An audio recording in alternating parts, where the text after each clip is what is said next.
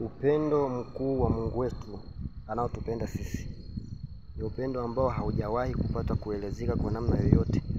Hata kama ungeulinganisha na kufananisha, hauwezi kufanana na kitu chochote na upendo wa namna yoyote. Katika kitabu cha Hosea 1:1 kuendelea, Mungu anamwambia Hosea, nenda ukaoe mwanamke kahaba, mwanamke anayejiuza, umuoe umweke ndani awe mkeo. Hosea akalitii neno la Mungu, akaenda kuoa mwanamke wa kahaba akamweka ndani.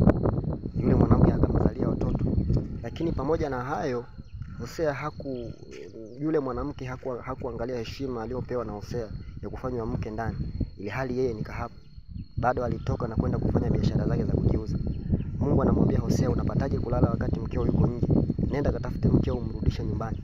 Nawaza ni kwa namna gani Hosea alikuwa anapata maumivu kwa yule mwanamke, vile alivyokuwa anamdhalilisha. Huu ni mfano ambao aliutumia Mungu kwa ajili ya watoto wake anaowapenda, ambao ni sisi, mimi na wewe, kwamba alitumia gharama kubwa kutukomboa, kutuheshimisha, kututoa katika matope ya uzinzi, ukahaba, wizi, na kutuweka katika heshima ya utakatifu wake, lakini bado tulimwacha na kwenda kufanya upumbavu na ujinga. Ndio mfano alikuwa anautumia. Ni kwa namna gani Mungu anatukomboa na anatupenda, anatuweka sehemu nzuri, lakini bado tunamwacha. Ni mara ngapi Mungu amekukomboa, amekutoa katika uchafu na ujinga, lakini bado ulimwacha?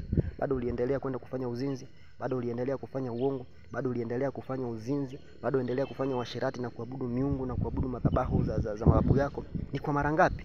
Lakini mpendo wa Mungu mkuu haujapata kuelezeka kwa namna yoyote ile. Unafahamu kama Mungu anakupenda? Unalijua kwamba Mungu anakuthamani? Basi kumbuka hii leo ya kwamba unapaswa kurudi na kuitambua thamani kuu ya Mungu aliyokupenda na aliyokuheshimu, ili umtukuze yeye na kumtumainia yeye siku zote na nyakati zote. Barikiwa na Mungu mpendwa.